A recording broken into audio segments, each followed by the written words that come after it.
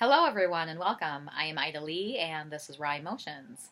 And real quick, I just want to say thank you for liking and sharing these, and also to subscribing to my channel. Um, Today, I would like to talk about medical marijuana and CBD oil, and just our journey on it. It's quite interesting. I turned on the radio today, and I was listening to a couple ads about voting no on legalization. Um, And while I don't fully support legalization, I support medical marijuana. And there are some times where you have to step back from a situation or a topic from your own personal views, and you have to look at the bigger picture and look at what's at stake, and decide, what's better for the community as a whole versus one person's point of view. Anyways. But for us, we started with hemp oil, with CBD oil, and we did that for, I want to say about 10 months. At that time, it was super expensive. I think we paid darn near $500 a month for it. It was on the ridiculous side. Yeah. But really, anyways. So the first things that I noticed, probably after about 3 weeks, were her eye contact. And what I mean by that is she was starting to track a little bit better. And this was 4 years ago, so we had a family get together, and she had watched her cousin walk in the room, bend down, pick up her toy, hand it to her, and then turned and watched him walk away. And she had never done that before. And I was just like blown away. I was like, holy cow.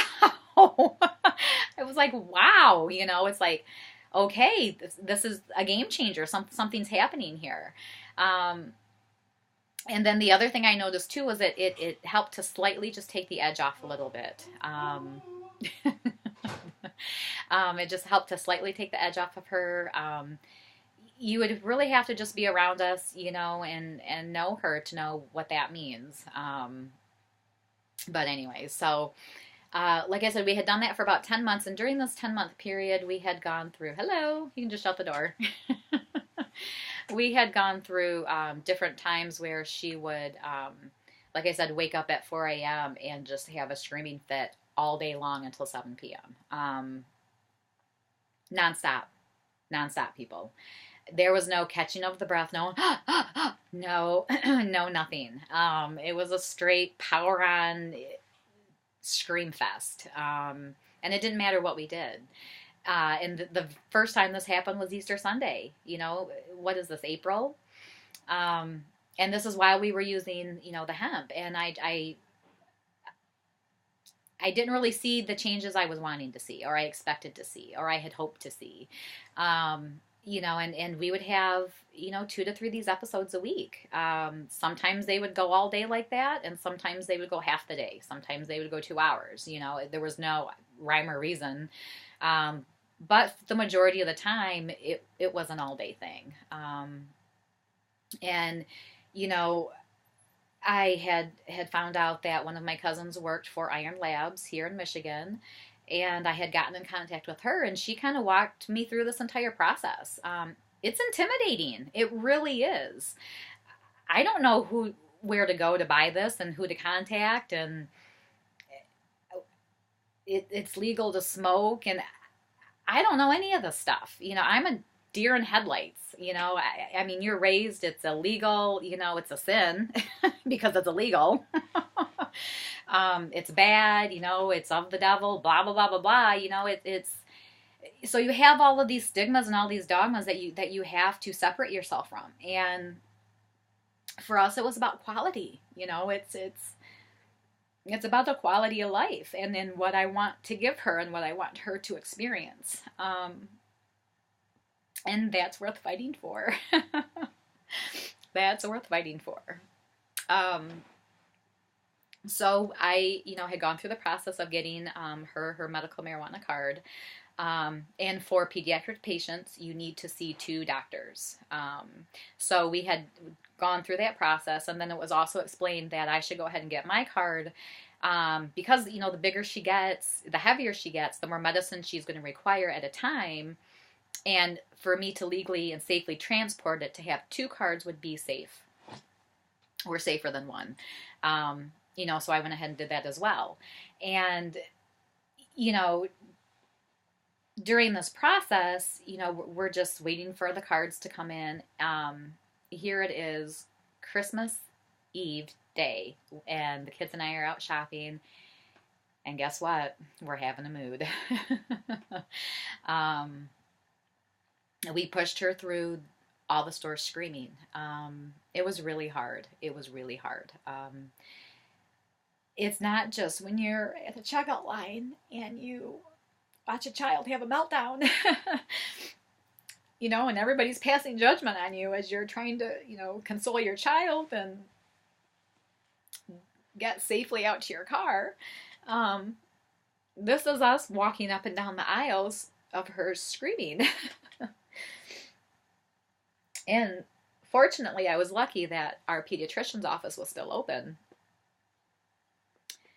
Either I can't remember if they were still open or if I called the pediatrician personally. And I'm thinking I called her personally now that I think about it. But regardless, I just said, Cindy, I need help. I can't do this. You know, we need to give her something.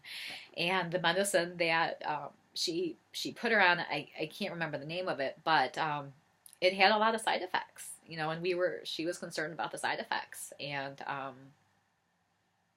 you got to remember, she's in stage 1 renal failure already from Topamax.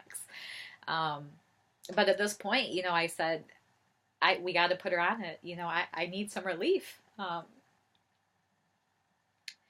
It's hard to deal with a screaming child all day long while you're trying to deal with everything else.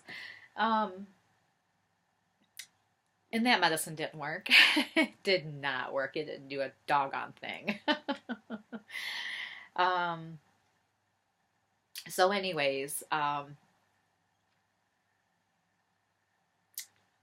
this is December. January, and this is Martin Luther King weekend. She goes into a little status. She sees all weekend long. And at this point in time, she's not on any meds. She's on no pharmaceutical medications whatsoever. We do have Diastat as a backup, but it's never been a rescue medicine for her. It never has. That's really been the only thing, you know, that they've given us to use for her. We've had it on hand. It just, it doesn't work. So, you know, I was on the phone with Ann Arbor, and I had the option to take her in. But really, there wasn't anything that they couldn't do that I wasn't already doing. And it would be more work. You know, it's not a vacation when you're in the hospital. It's a lot of work and more stress. You're not at home. So I chose to stay home, you know, and during this conversation, because I was in contact with them all weekend, you know, I had told them that I wanted to try medical marijuana, and they were really pushing me to put her back on pharmaceuticals. And I said, well, no, you know, she hasn't been on them. They haven't worked anyways. I would like to try medical marijuana.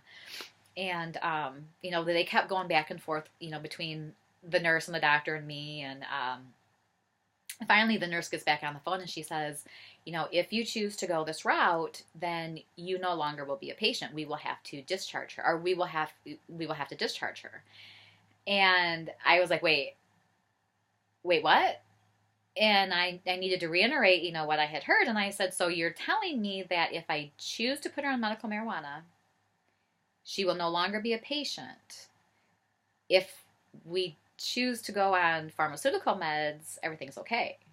And she's like, yeah. And I said, so you're going to discharge her if I choose to put her on medical marijuana? And she said, yes. And I said, okay. Very furious. You know, I was angry. I was upset.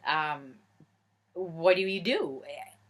What do you do? You know, here I am, you know, in a stressful situation as it is, and being told that we're being discharged. It's really hard to go against the grain. It's really hard to stand up for what you believe in and to fight for what you believe in, but you have to. You have to. So I said, okay. And the very next day, I had called the gentleman down in Detroit, a dispensary that had worked, with pediatric patients, and that also had doctors, that they didn't really work with, but that their patients saw them, that they would console and ask questions. So I liked that concept. I liked that they were collaborating, anyways.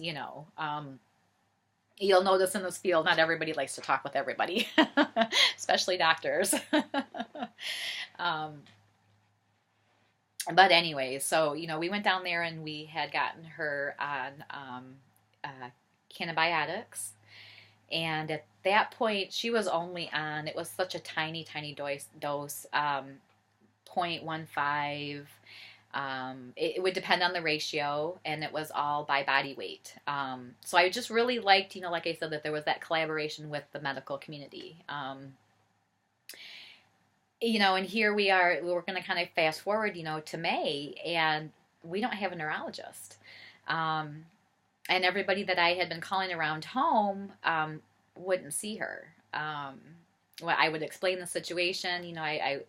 I said, this is what we're doing. We're not on any pharmaceutical meds, and no one would touch us. Yeah. So I panicked. I called, the gentleman, the dispensary, and I said, okay, I said, I need some of those names of those doctors because no one around here is willing to see us. And we were discharged from Ann Arbor. And they were like, wait, what? What just happened?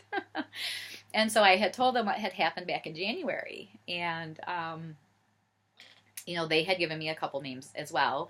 And everybody that I called, at that point, no one was taking our insurance. And they had said, well, do you want to go public? And I said, at this point, yeah, she deserves care. Everyone deserves care. So, we were interviewed and within an hour of that interview, the doctor herself was on the phone with me wanting to know what was going on. And I had just gone through the entire conversations that I had had with the nurse.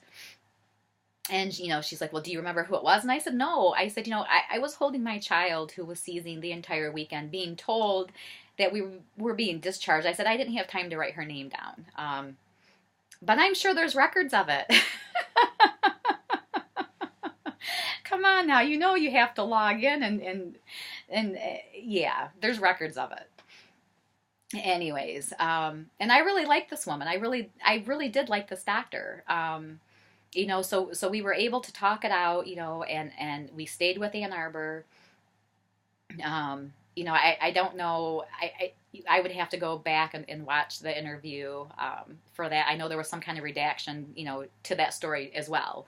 After we had, were accepted back as patients. But, and then another doctor, Dr. Constantino at that time, his practice, was accepting our insurance. So I had switched just because there was a doctor who was willing to see us when no one else was. And I respected that. So I did switch over to Beaumont from Ann Arbor. But, there's a lot of fight that you have to go through. That you have to stay sane through. And it's hard. It's hard when you've got every single resource closing their doors on your face. It's really hard. But I do have to do these in a series, so I'm going to break this up. This is a big story. It's a long story, and there's a lot to share. And I don't want to go over too long. But with that, I will stop this right here. And thank you for watching. Just educate yourselves. That's all I can say. Just educate yourselves and understand, your position. Understand, why you feel the way you feel. And is your Is how you feel impeding someone else's health, or is how you feel helping? And that's all I'm asking. I'm just asking you to educate yourself and take a step back from your own personal beliefs and see how it will impact the community as a whole. I hope you all have a great day, and thank you for watching. Keep smiling.